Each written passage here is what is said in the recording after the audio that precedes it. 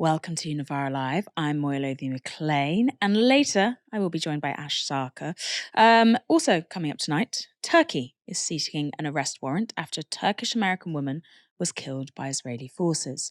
TV jobs for MPs are under scrutiny by a new Westminster committee, and today saw the first private citizen conduct a spacewalk. It was, of course, a billionaire.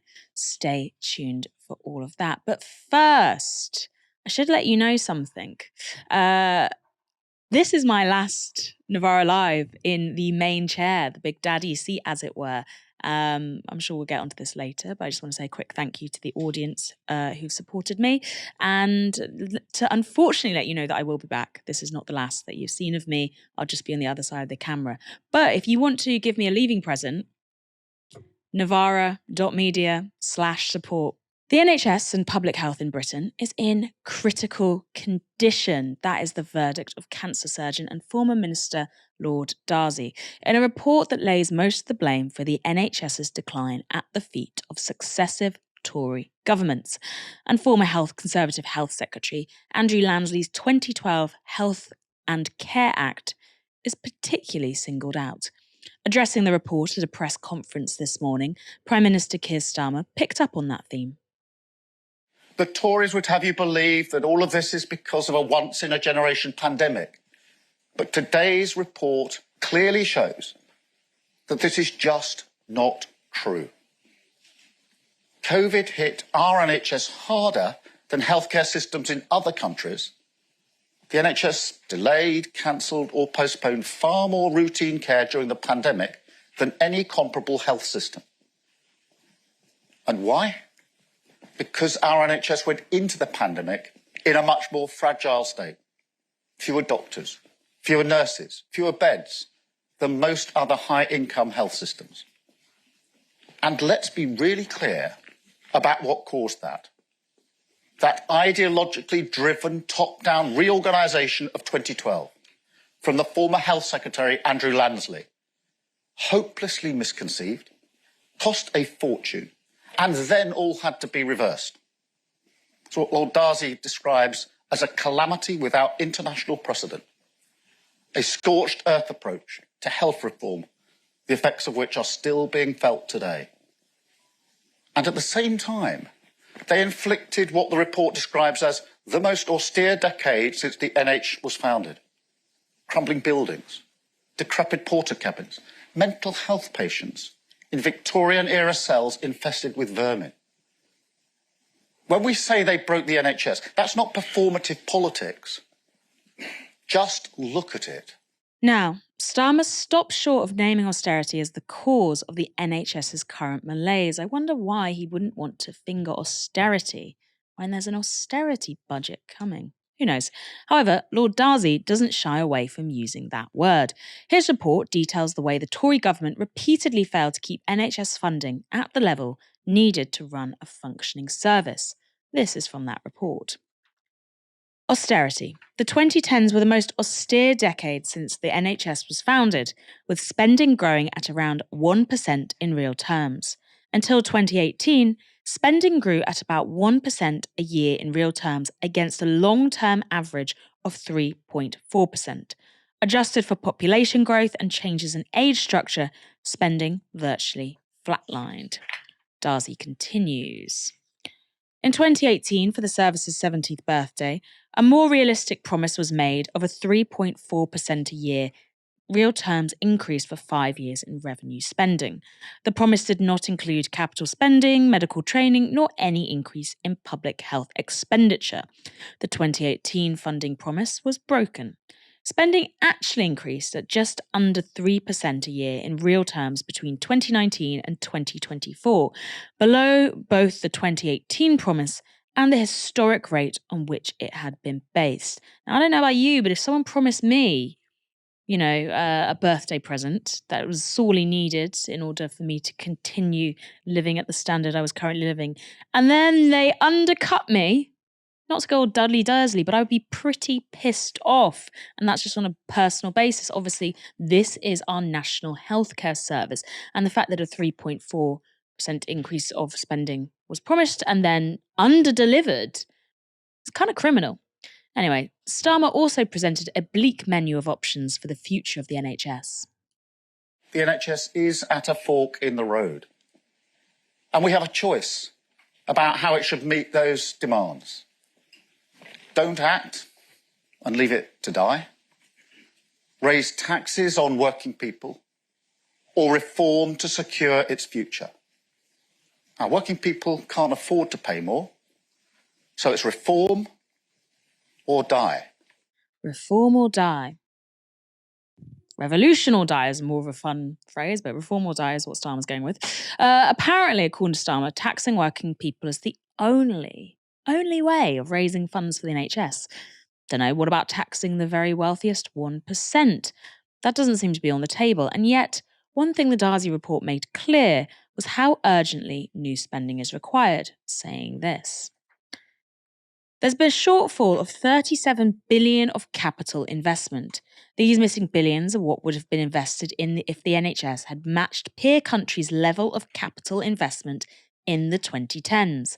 That sum could have prevented the backlog of maintenance, modernised technology and equipment, and paid for the 40 new hospitals that were promised but have yet to materialise. It could have rebuilt or refurbished every GP practice in the country. Now, if you know anything about the current problems with the NHS, you'll know that frontline GP care is one of the areas hardest hit, and the knock-on effects are impacting the rest of the health system. However, Starmer's vision for NHS reform seems to contain zero spending commitments. Reform does not mean just putting more money in. Now, of course, even in difficult financial circumstances, a Labour government will always make the investment in our NHS that is needed, always. But we have to fix the plumbing before turning on the taps. So hear me when I say this. No more money without reform. So Starmer's pretty clear that there's not likely to be much new money for the NHS. But one thing he didn't mention was the possibility of actual cuts to the NHS budget. Luckily, his health secretary was on hand on Good Morning Britain. This was the moment Wes Streeting was pressed on that possibility. We know the Treasury, for the spending review, is currently asking all departments to find cuts in their budgets. Is the National Health Service budget exempt from that cuts process? No, we're taking a tough look right across the public finances because, Darzi says two things. On one hand, we've had more than a decade of underinvestment, particularly on the tech and the capital side, which has led to ballooning day-to-day pressures, which then mean you raid the tech and capital budgets to plug day-to-day pressures. And so the vicious cycle continues. And also that money that has gone in has not been spent to best effect because, for example, we've had record numbers of staff since 2019 coming in, but productivity in our hospitals has fallen. So we're not spending the money that's going into good effect. And why is that? It's partly because we're not giving the staff the kit to do the job. And it's a bit like BA, British Airways, employing more pilots, but not giving them planes to fly. And secondly, because if you talk to any hospital manager about the queues of the ambulances out the front door, or the 1 in 7 people who are in a hospital bed today who are medically fit to leave but can't because there isn't the care in the community, both of those challenges, the solution lies outside of the hospital with better primary care and community services, things like GP access or support available in your home from district nurses, and indeed social care too. So when it comes to thinking about investment, we've got to link it to reform. So no new NHS money for now, and possibly, actually, less money overall. Is Starmer's NHS reform agenda just supposed to pay for itself? Surely the National Health Service, alongside reform, needs a big injection in extra resources next year, the year after, and the year after that. Yeah, so there are three things to say on the money, Ed. Firstly, because of the challenges and pressures in the public finances, not least the £22 billion black hole, We've got to make sure the money that's going in is well spent, and that's why it was right, for example, for me to settle the junior doctors dispute within the first few weeks, because we were paying well over £1 billion on the price of failure when that money could have gone into supporting our junior doctors to treat patients. So that's part of it. Secondly, I think you're right about the challenge right now in the public finances, and the NHS is one of the Chancellor's priorities. I know that, and that's been my experience of working with her in opposition and in government. But of course, it takes time to plug those sorts of holes, and so that's the cautionary note I would strike ahead of the budget and the spending review. We're not going to correct over a decade of failure in the next few months. It's going to take time. And thirdly, for the longer term, one of the reasons why reform matters, and not just in terms of how we spend the money in the NHS, but also how we deal with sickness in our society, because we might be living longer, but we're becoming sicker sooner. If we don't deal with that, we're going to see rising demand, rising cost pressures, and if we're not careful, instead of having a country with an NHS, we're going to have an NHS with a country attached to it, and more likely, the NHS going bust. He loves that NHS with a country attached to it line, doesn't he? Looks so happy with himself. For some comment from the actual NHS frontline, earlier today I spoke to Andrew Myerson, an NHS A&E doctor in East London. So my initial response to the report today is it's nice to have, after 14 years of what has been hell for NHS clinicians and for NHS patients, it's nice to have a government that really, I think, does want to take a good hard look at what the major problems in the NHS are. And if you look at the results from Lord Darcy's report, 3 major issues came to light. One is, a decade of supreme defunding, of underfunding of the NHS, collapse in funding, so that that we've lost 40 billion a year over France, and 70 billion 40 billion is how much France spends more than us a year over the last decade. 70 billion is what the Germans have spent on their health system over the last decade, and so we are well behind. And in terms of the funding that we desperately need to fix the system. But also, as was mentioned in the report, the 2012 Health and Social Care Act was a devastating piece of legislation that at the time, all of the Royal Colleges were against. Everybody within the healthcare field thought this was a disaster of an idea, but it was pushed through. It removed the health secretary's legal obligation to provide healthcare, enabling them to just defund and undermine the system to push more people into private healthcare. That's why private healthcare is booming at this moment. One of the reasons is because of that legislation. And at the time, we also knew that legislation was going to make it even more difficult to plan and to tackle a pandemic.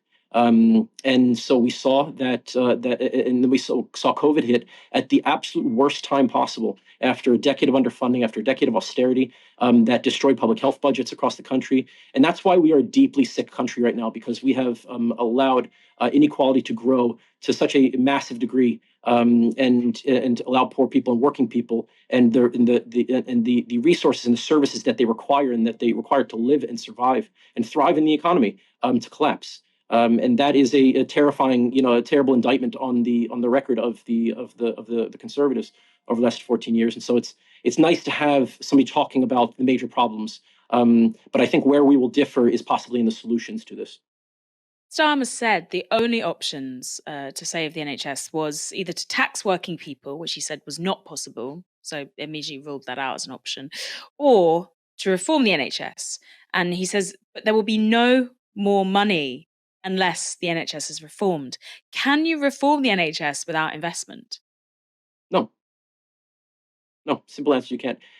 If you look at all of these problems, all of them require massive investment.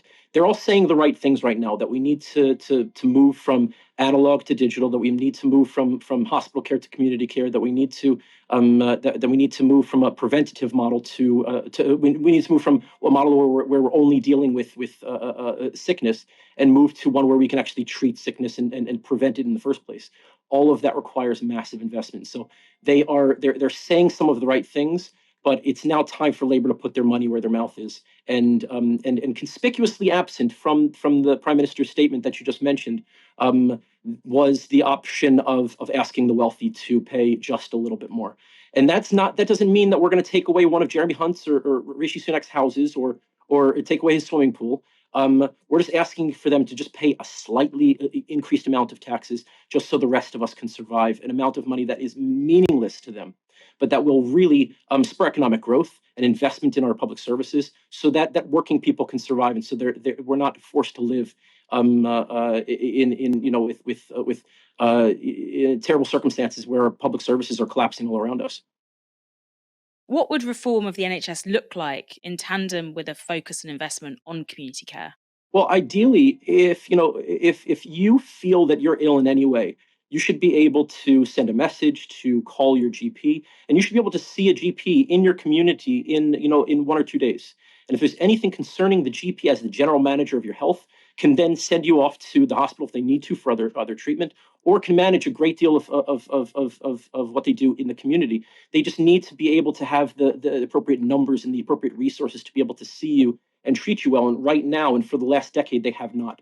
I have enormous respect for primary care in this country. GPs do incredible work, very similar to what we do in A&E, but without the teams, often independently, often with very little time and limited resources. But everything that they do costs a hell of a lot less than when we bring a very sick patient into hospital.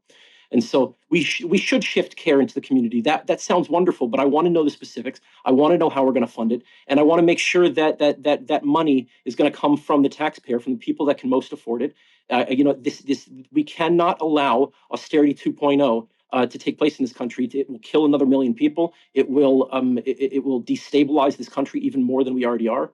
And it will, it is just not okay to ask working people to have our national budget balanced on their backs. We need to ask wealthy people to pay just a little bit more. And look, every single person in this country, whether they are ridiculously wealthy or they are dirt poor, deserves an ambulance when they need it. So if there's a wealthy person out there that needs an ambulance, they have chest pain, they deserve an ambulance within minutes to come to their house, to take them to hospital, to treat them well. Right now, that's not possible for so many people. And so that's why we need to invest. We need to rebuild the NHS back to what it was 10 years ago, which was the number one ranked healthcare system, the most efficient healthcare system in the world. And that will require investment. And we are going to fight for it. We are not going to allow austerity 2.0 to continue to ravage NHS budgets. That is going to make patient care terrible, and it's going to make the lives of our staff members terrible as well. What about this shift to digital? What does that actually mean? What should it look like to bring back that NHS of 10 years ago? Well, the shift to digital, there are brilliant people working on all sorts of solutions for all of our problems. There are from new scanners to new blood tests, to new communication tools that we use among our clinicians in hospital, new communication tools that patients can use with clinicians. All of those should be embraced. If they work, then fantastic. If there's an evidence base for any intervention in any reform, and it will help patients and it will save taxpayer money, then 100% we are for it. We want to see innovation. We want to work with the latest technology, but all of that is not going to magically come about, without a serious investment. We absolutely need good planning. We need a 10-year plan.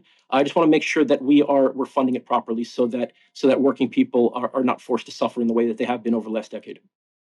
Earlier, Wes Streeting, the Health Secretary, didn't rule out that the NHS could be potentially subject to a Treasury drive on austerity, aka cuts. He said this is because day-to-day spending has ballooned. Where is that money currently going? Why has spending gone up, apart from inflation? Well, there's been an increase. There's been an increase in spending that we needed to, because of increased population numbers, and also just because every single year, you look at historical budgets for the NHS, every single year it's required an increase in funding levels in order to meet inflation, and in order to pay for increasing costs of patients. The problem is that we haven't been investing it well for a number of years. We saw the amount of money that was required for us to plan for the pandemic at the last minute. You cannot plan for a pandemic in the middle of a pandemic. That was, for people who are furious, as they absolutely should be, demanding jail time for those responsible for the 72 deaths seen in Grenfell Tower. May they all rest in peace. If you're angry about that and you believe that the people responsible should deserve jail time, then you need to see what the government did and failed to plan for the pandemic that caused tens of thousands of avoidable deaths, that caused so many avoidable deaths in our care homes, that saw the lives of our colleagues be taken away. And that is because we had a government that didn't care about the NHS, that refused to invest properly in it. And they saw the NHS as a cash cow for themselves and their friends. And I think over the last 10 years, we've seen £10 million leave the NHS every single week in profits for companies. And that has been at the expense of the service. So we can't reinvest that money. And so there is an enormous waste of that money from the cronyism, from the corruption that we've seen in a number of years. But if we sit down, we still desperately need to have a good look at the budget and divert those resources into smarter planning, I guess, from community care to hospital care, to make sure that we can improve healthcare in this country back to the levels that people should expect and should demand here in the sixth wealthiest country in the world. And finally, just briefly, obviously within weeks of getting into government, Labour did agree a pay deal for doctors, something that the previous government had refused flat out to do. Do you have faith that there is a channel there where healthcare professionals can perhaps make them listen to what is actually needed for the NHS? Yes, I really do. I think that, if you look at doctors and nurses, we are among the most trusted professions in the country.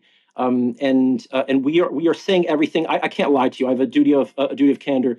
And if I were to tell a mistruth or a lie, unlike politicians, then I could lose my license. And so, look, I want to improve patient care. I don't want my patients to suffer in any way, shape, or form. I don't want any of my colleagues to suffer in any way, shape, or form. And this government can bet that we are going to continue to educate the public on the necessity of increased funding, of where that money should come from, and how we need to make the changes necessary to improve their care.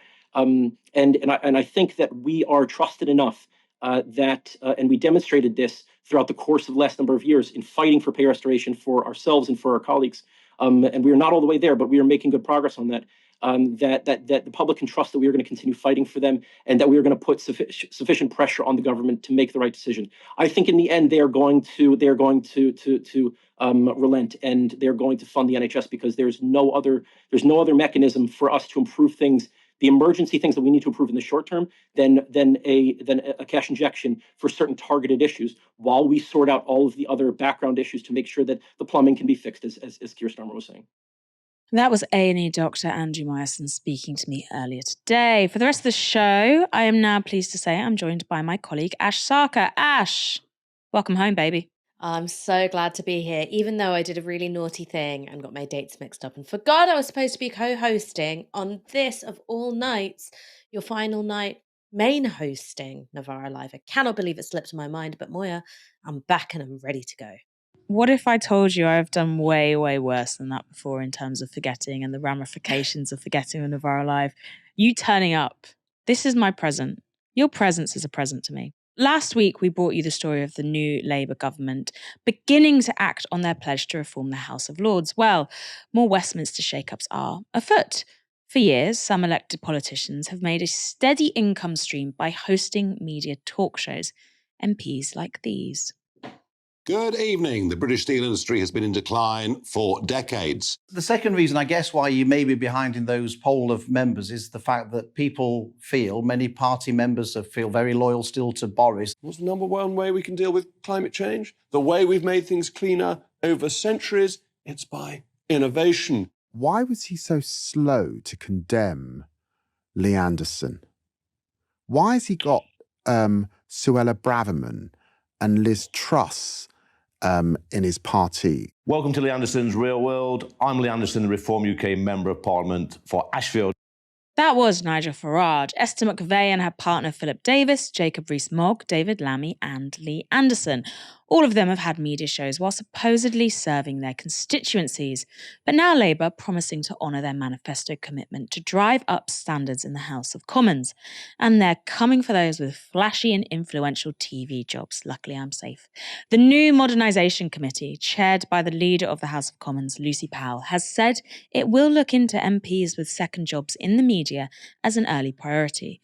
And some of those MPs truly have been making bank. In August, the Register for MPs' Financial Interests listed Farage as earning almost £98,000 a month from GB News. That can't be true. He also declared £4,000 a month from The Telegraph and over £16,000 for recording private video messages on Cameo. Regarding his GB News earnings, Farage said the sum was for several months' work and he doesn't receive a fixed wage from the channel. I can believe that. We've all done a block invoice. Former Tory Deputy Chairman and current Reform Chief Whip of around 5 MPs, Lee Anderson, declared £100,000 per year, also for working for GB News. And it's not just GB News paying MPs big money. LBC paid Foreign Secretary David Lammy over £49,000 for hosting a regular show over an 8-month period. Oof! Seeing my monthly paycheck and seeing those figures, the difference does make me sick. Lammy quit his LBC show. Wait, let me start again. Lammy quit his LBC show before the July general election.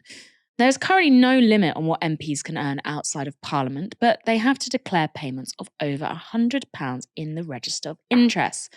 Ash, what I want to know is, apart from the money, why have so many politicians become pundits in recent years? I'm going to do a terrible thing and plug the fact that I have a book coming out in February, because in the book, I discussed this exact phenomenon. Basically, my theory is that the distinction between politics and media has all but collapsed. Politicians are indistinguishable from pundits because 40 years of neoliberalism has meant that what it means to be a politician is really, really diminished. You're not actually doing anything that big with the state. What you're doing is sort of propping up a system of extraction and expropriation that keeps the super rich very rich, corporations just siphoning money out of the public sector. And so what it is that you're meant to do is sort of be a front man, be effectively a media performer. I also think that that's a reflection of the fact that people spend a lot more time on screens. A lot of where they experience politics is mediatized. So if you're trying to build up something of a base, you do that the way a pundit would, right? You build up followers. And I think it's quite interesting that someone like Nigel Farage, now that he's in Parliament, he seems to really not relish being a parliamentarian. So when he's had all these opportunities to, get to the bottom of something going on in Westminster, you don't see him in the House of Commons. You see him making self-shot videos or appearing on GB News. He behaves like a pundit rather than a parliamentarian because that is the source of his power. He doesn't want to be responsible for delivering on policy. He wants to create media moral panics which suit his political purposes, and he's very good at doing that. I also think the last thing is that the incentives governing media are, and this isn't going to be news to our audience, completely fucked. So original news gathering, very, very expensive. The commentary around news, which has always existed, has just gotten so much bigger because it's cheap to produce. And so if you're relying on this overinflated comment ring, you again want to appeal to people.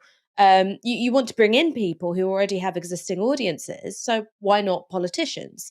So you've got politicians talking about politics because it's cheaper and easier than getting people out in the field gathering news. I also think that that's a reflection of the fact that news desks have become quite diminished and overly reliant on the politics desk. So again, the distinction between politics and media that has corroded over time. So that for me is the structural explanation for why we have this sorry sight of politicians who clearly have got nothing better to do than be pundits. Because speaking as a pundit, this is not a real job. It's so true. I hope everyone enjoys the rest of the show. Turkey is seeking an international arrest warrant and opening an investigation into the death of a Turkish-American citizen killed by Israeli forces. 26-year-old Ayşenur Ayci was volunteering in the occupied West Bank with the Anti-Occupation International Solidarity Movement when she was shot in the head by the IDF last Friday. In a statement, Turkey's foreign minister said this: Ayşenur Ayci was deliberately targeted and killed by Israeli soldiers during a peaceful demonstration in solidarity with Palestinians. We will make sure every effort to ensure that this crime does not go unpunished. Now, that claim by Turkey's foreign minister directly contradicts the account of the Israeli Defense Force. The The IDF has said that IG's killing took place during a violent riot, and it is very likely that she had been hit unintentionally by an IDF soldier. But the foreign minister's claim is backed up by a Washington Post investigation. New video, as well as witness statements, challenge Israel's account of the circumstances in which IG was killed. To reconstruct the events surrounding the killing, the Post spoke to 13 witnesses and reviewed more than 50 photographs and videos taken on the day. The killing of IG took place outside the West Bank town of Beta. IG had travelled there with Palestinian activists to take part in a weekly prayer meeting, a symbolic act of resistance against encroaching Israeli settlers in the area. According to witnesses, Israeli troops surrounded those praying, and when Palestinians threw stones, a historic act of resistance, the soldiers responded with tear gas and then with bullets. Another international observer, Helen, was with IG. She told the Washington Post that IG had been shocked by the escalation and had retreated downhill away from the confrontation. But this photograph, taken at 1:21 p.m., and after the demonstration had ended, shows that Israeli soldiers had already begun to gather on higher ground above the road. At 1:23 p.m., another international observer phoned IG to check where she was. She told him she had made it to an olive grove at the bottom of the hill, away from the site of the confrontation. The Post reports this. Helen positioned herself behind a tree, she said, with IG to her left. The next few minutes were calm, she said. We had a chance to take a deep breath, standing in what we thought was a safe distance. About 20 minutes later, though, while Helen and IG were sheltering in the olive grove, 1 or 2 gunshots were heard. The Post reports what happened next. In the olive grove, Helen saw IG drop face down to the ground beside her. The older woman rolled her over. Blood was pouring from the left side of IG's head, she said, and she was unresponsive. According to the Post investigation, IG was killed at least half an hour after the main clashes between protesters and soldiers had come to an end. An image, published in Hebrew language newspaper Local Call, shows where the soldier that killed IG was stationed relative to where she was shot, a distance of 230 metres away. Now, IG was both a Turkish and US citizen, and while Turkey's government has demanded an independent criminal investigation into her killing, the US seems happy to take Israel's word for it. This was how US President Joe Biden described the case to journalists earlier this week. What's your reaction, sir, to the killing of the Israeli admission that they probably killed the Turkish activist in the West Bank? Find more detail. Apparently it was an accident, ricocheted off the ground, and it got hit by accident. But I'm working that out now. Biden has also condemned the killing, but he's indicated that an investigation by Israel will be enough. And current Vice President and Democratic Party presidential candidate Kamala Harris merely urged Israel to do more to ensure that incidents like this never happen again. Bonkers thing to say when incidents like this are happening daily. These lukewarm statements aren't enough for IG's family or her friend Juliette Majid, who said this. I think that the Biden administration statement today was incredibly shameful to release comment about and support the evidence that the Israeli military gave without conducting an independent U.S. investigation into the killing of an American citizen is very shameful. And I don't accept that. I don't accept that we will accept the Israeli military's evidence or proof. What I want to see, what the family wants to see, is this independent U.S. investigation. Aisha Noor was an American citizen. She was an incredible person, and she deserves justice. Her family deserves justice. Seems that the leader of the free world is only interested in justice for its civilians killed by foreign military, as long as that military is not Israel's, as well as, 634 Palestinians who've been killed by the IDF in the West Bank since October 7th. And while the war in Gaza has drawn international eyes, Israel has used it as convenient cover for expanding illegal settlements in the area. I guess the question is, Ash, why is Turkey treating IG's death more seriously than the US? Well, I think the answer to that is fairly obvious. The position of the US government has been one where publicly they'll make some sad, concerned noises about what's going on in Gaza and the flow of humanitarian aid. But ultimately, they have made a decision, and it's a decision that they're sticking to, that Israel has utter impunity. They've got impunity to carry out a genocide in Gaza, as long as it doesn't happen too quickly, as long as it still is able to cloak itself in the plausible deniability, I mean, increasingly implausible deniability of it being a military operation rather than a war of extermination. The position of the US is that they're happy with that. They're happy with the expansion of illegal settlements. They're happy with supremacist lawmaking, such as with the National Homeland Law that was introduced a few years ago. They're happy with torture camps being set up in the desert. And they're happy for the IDF to conduct themselves with absolutely no regard for civilian life, Palestinian or foreign nationals, because America has deemed that it is in their interests to preserve Israel as it is, which is a highly militarized, expansionist settler colony, because that's what they think will curb the power of Arab states and of Iran in the region. And so we saw it with Shireen Abu Akleh, where reluctantly the US was pressured to get to the position of demanding some kind of investigation, shifting from the position of saying, well, an Israeli investigation will suffice, purely because Shireen Abu Akleh was part of the press. She was a working journalist, and she had the support of much of the world's media on her side. Now, even then, much of that media was happy to amplify, sometimes uncritically, the lies which came out of the Israeli government and the IDF immediately following her killing. They said that it was Palestinian militants who shot her. Then they said, well, no, there was a firefight. And because the world's media kept the pressure up, along with Palestinians who were on the ground, eyewitnesses, and Israeli human rights organizations who'd been monitoring that particular skirmish, it was only then that Israel's lies began to unravel.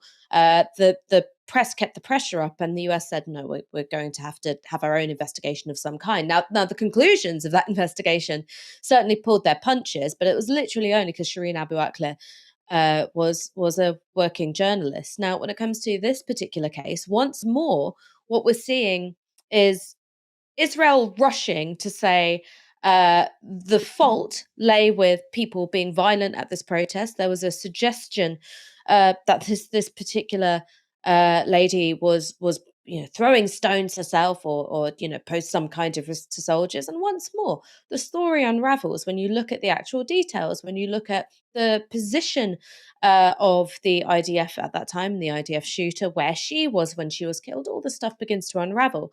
I wonder whether you'll get to the same point of America having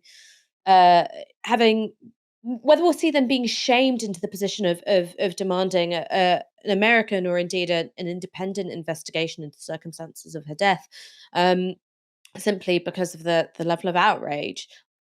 My instinct is perhaps not, but even if there is an investigation, and even if there's one carried out by the US, it's not going to result in what would be the only thing that could get Israel to change some of its military policies, which is America withholding military aid and withholding its diplomatic support for Israel internationally. Until those things happen, all the sad faces and wagging fingers aren't going to do a thing in the world. It's really fascinating how American citizenship is completely... The fastest way to lose your American citizenship is do something that's involved with Palestinian resistance. Do something, anything, even if it's just, even if it's charity work. Do something involved with Palestine, and if Israel kills you, that's the quickest way to lose your American citizenship. But I don't think they even claim Shireen anymore. How to spend your money as a billionaire? Well, solving world hunger might be a bit too easy, but Walking in space. Now, there is a self-serving challenge. The world's first commercial spacewalk took place today. What does that mean? Well, it was the first private mission, e.g. not funded by a state agency, to put private citizen astronauts, aka rich people, in space. And the rich person at the centre of it was this man. Billionaire Jared Isaacman. The 41-year-old made his fortune in technology and fighter jets and is the founder of Draken International, a private Air Force provider. He's also the founder and chief executive of Shift4 Payments, a payment processor which is primarily where he made his cash. His net worth is estimated at $2 billion. Isaacman was the commander on this mission, and this is what it looked like when he stepped out into space for the first time. These are the first views of the first ever commercial spacewalk. I'm at the bottom of the mobility aid progressing. I have a feeling the crowd is about to go wild. Good call. Approaching the top of the mobility aid.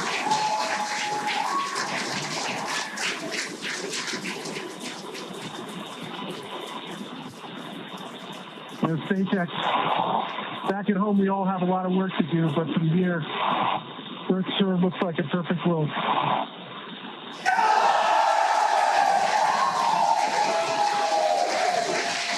right, SpaceX, UB1, I'm going to step into Test Matrix 1, single-handed mobility demonstration. Commander Jared Isaacman now emerging Copy, from... review in Test Matrix 1, watching from the nose cone.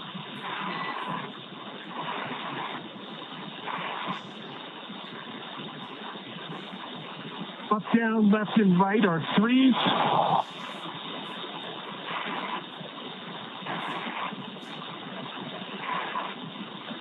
Pitch and roll are 3. Yaw is a 2. Switching.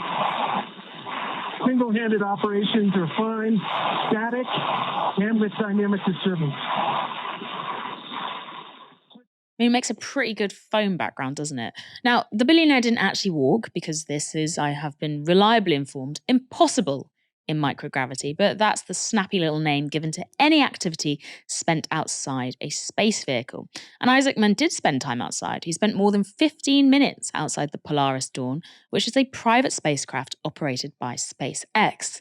You might recognize that name because SpaceX is Elon Musk's company. Yep, another billionaire. And Isaacman wasn't alone. He was accompanied by Sarah Gillis, SpaceX's senior space operations. Her title is a lot of S's. SpaceX's senior space operations manager. Try saying that very fast and very intoxicated. And they were testing a new line of SpaceX spacesuits. It's too many S's. The sibilance is going crazy. It was a pretty risky maneuver doing this spacewalk because they're some of the most dangerous undertakings you can do in space. These new spacesuits they were testing, though, are a slimmed-down iteration of the NASA equivalent. And this was the first time they were going to be put to the test.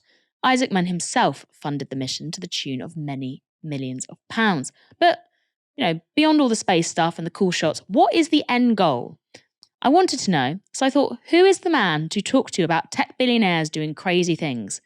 Here's Novara Media's expert, Aaron Bastani. Billionaires are fascinated increasingly by space exploration for a bunch of reasons. You've got billionaires, of course, like Elon Musk and Jeff Bezos. They're interested in this primarily for commercial reasons. We can talk about that more in a moment.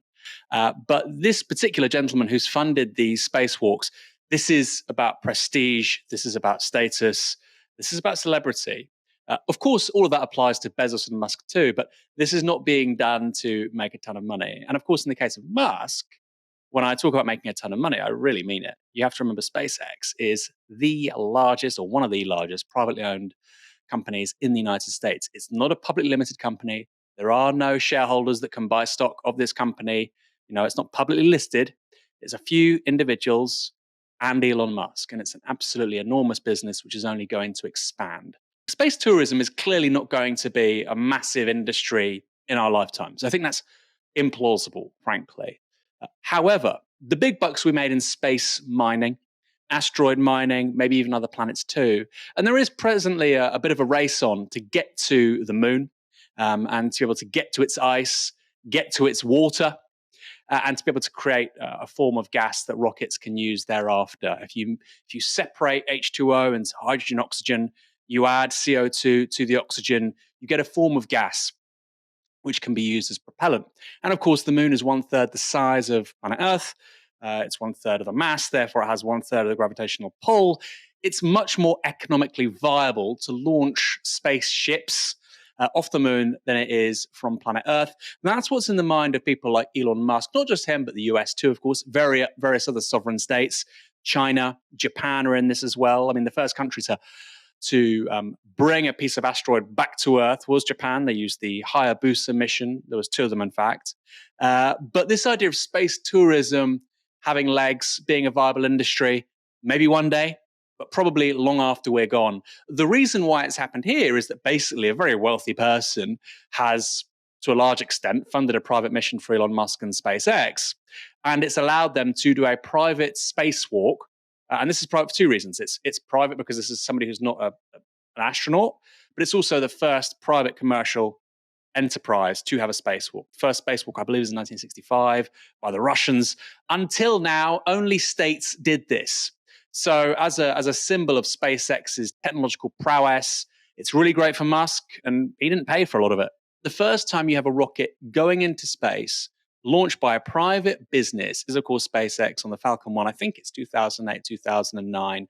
And since then, SpaceX has been responsible for a litany of firsts with regards to the private sector. The first company to launch a space rocket, as already said, but also the first private company to launch a satellite, the first private company, or indeed, I think the first enterprise, including states of any kind, to use a first stage reusable rocket. So there's a ton of firsts that SpaceX is responsible for, that it's tied up with.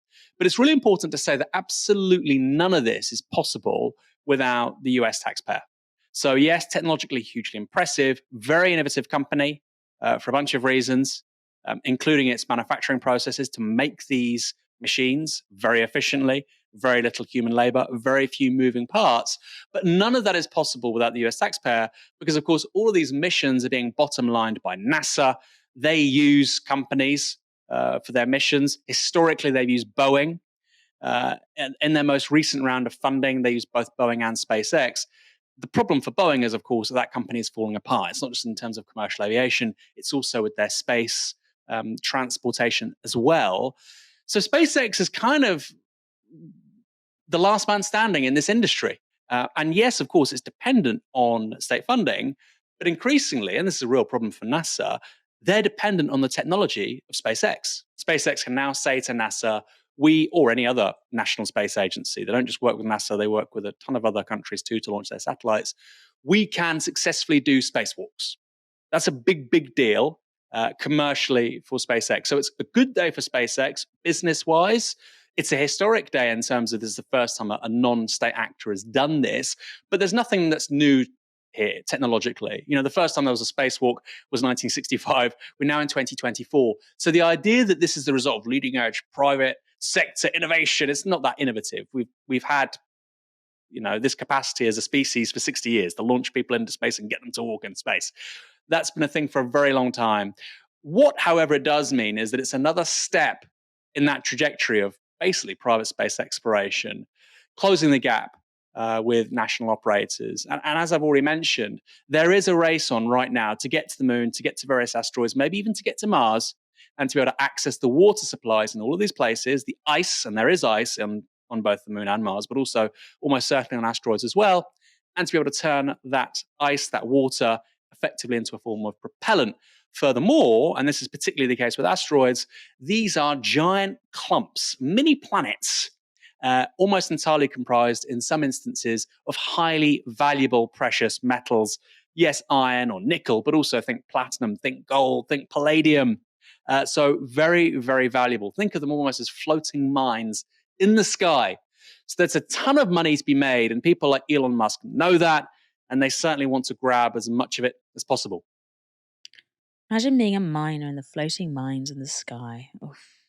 I have to say, I've just never been interested in space. Let me know in the comments if you've been interested in space. You've got about 8 minutes to let me know, would you go to space if you could? I have to say, I would not. Let's see what you're saying. Blah de la blah with a £20 super chat. Thank you so much. Thank you for all your contributions to Novara so far. Moya, I've enjoyed every show you've hosted. Oh, and your desire to push quality journalism has been clear for all to see. Hope we'll be seeing you as a regular co-host. You will, but thank you again for the 20 quid. Really appreciate it. Oof. I will miss trying to say the names of people in the chat. When you pick your screen name, remember someone somewhere, a presenter may have to read out at some point, and make them as difficult as possible. Says Moya, I still remember your debut on Tusky and first time hosting. All the best with what comes next. Thank you very much. Josh with $4.99. Thank you. Gonna miss Moya's takes on the show. Don't worry, as I've said, you will still be getting the takes. You just won't be getting the reading of the prompter. COYG, come on, you Gunners, this weekend. Oh, it's the derby. It's the derby, but you know what? My co-host, comrade in all walks of life, Ash Sarkar, Tottenham's biggest fan in the world, is missing the derby. Why are you missing the derby, Ash? Okay, I'm not actually missing the derby because I've gotten a special dispensation from Chal, our producer, to be able to watch the derby as long as I'm close to the location of our If I Speak live show. If I Speak, if you are not familiar with it, is the podcast hosted by me and Moya, which seeks to make the personal political and the political personal. It was an idea that we had because we really, really wanted Novara Media to reach new audiences, maybe audiences that wouldn't consider themselves that political.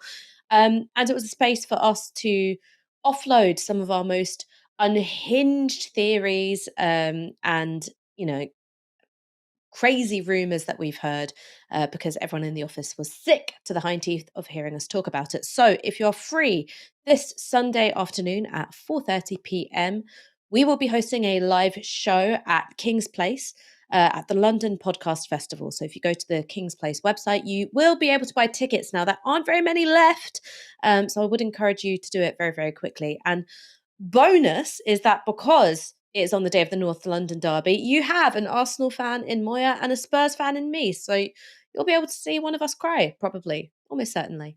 Arsenal fan, but I have to say my Arsenal fandom is kind of like stolen valor. I'm merely an Arsenal. Out of every team, I always lean Arsenal. Arsenal, I feel like I have more of a connection to Arsenal, but I certainly don't follow them, and I couldn't tell you who was really playing right now. I probably remember the last Arsenal, apart from Saka.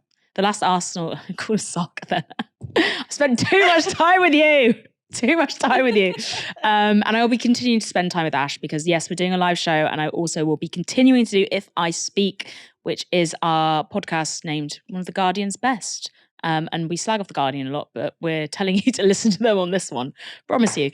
Thank you so much, Ash, for joining me for this final round. What night did we have tonight? It was ladies' night. But before you sign off completely, Moya, I just want to say this. Our audience might not know this, but Moya came to Novara because I poached her. And I remember feeling so excited. We set up this remote meeting and I really, really did the hard sell. And when she said, yeah, actually, I want to come work for you guys, it was like one of my proudest professional achievements ever. Moya, and this is abundantly clear to the audience, but I just kind of want to shed a bit of light on what it's like to work with her, is one of the most creative and motivated and committed people that I've ever met, let alone worked with. She's been the driving force behind so many of the new products that Novara has come out with. So obviously If I Speak, but also those video reports that we did during the election, that was so brilliant. Moya was just such a big part of imagining them and coming up with the political narratives and identifying the places that we should really get to. So her presence in Novara Media as a full staff member will be sorely missed, but I'm so glad that we're keeping her for Novara Live and for If I Speak. And as I said in her leaving card, if it all goes tits up, just give me a call. You know where I am.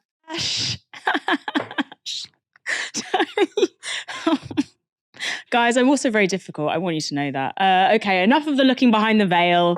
Thank you so much for that sign off. It's made me very emotional and I don't want to talk about it on camera. Come back tomorrow, though, where Aaron Bastani will be bringing order and rationality back to this show. For now, you've been watching Novara Media. I've been Moya Lothian-McLean. Good night.